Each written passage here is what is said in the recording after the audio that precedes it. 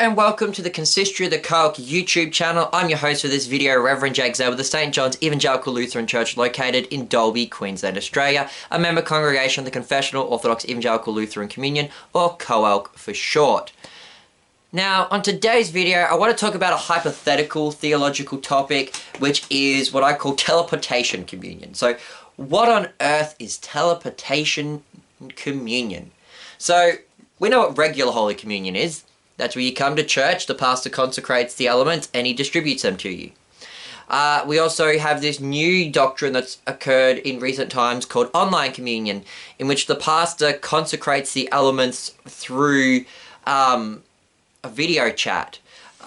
This can either take the form of a pre-recorded video in which someone will just basically play a YouTube recording of a pastor over the elements to consecrate them, or most likely, in the most common form, it takes place through a live stream.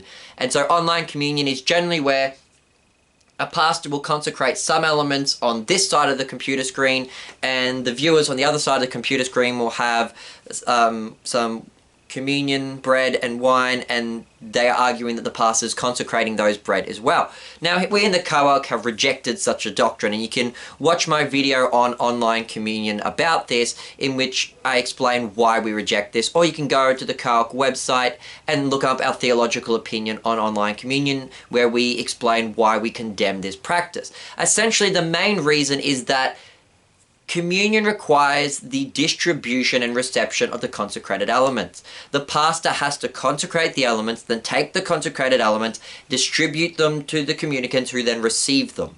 You can't do that via the phone or through a computer screen. I can't take the cup and pass it through the computer screen to you. I can't take the piece of bread and jam it into the microphone and have it pop out your speaker so that you can eat it. And this is the main reason why we reject online communion, because you can't actually distribute the elements. And distribution is one of the important parts of Holy Communion.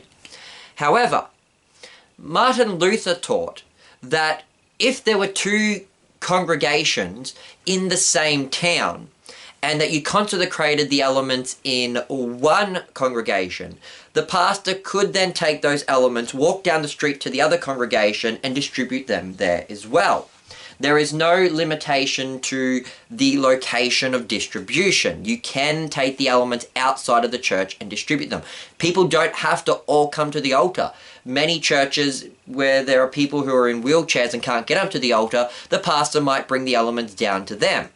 And if for whatever reason somebody couldn't get inside the church and they had to be sitting out in their car listening to the service, the pastor could carry the elements out to the parking lot and feed the communicant there. Now, that would be permissible because the pastor is distributing the consecrated elements. He's just taking those consecrated elements to there. Now, this does raise the question about whether you can take consecrated elements and deliver them to the sick during the week, and that's a discussion for another day. Generally, Martin Chemnitz says that we shouldn't store away consecrated elements for later use. It all has to be part of the continual celebration of the sacrament. And so Luther permitted taking the consecrated elements from one building to another building because that's still part of the one divine service. You're just extending the service from this location to that location. And so this then raises the question of, what if we had futuristic technology like in Star Trek, where we could teleport physical matter? Like, if it was somehow possible for me to consecrate the elements here and have people watching online in, say, America, and then I took the elements and I put them into a teleporter and zapped them from this side of the globe to the other side of the globe, would that be a valid communion? Now, this is a hypothetical question because we don't have that kind of technology, and I'm not sure if that kind of technology can even be invented. It's wonderful science fiction, but could it ever be science fact?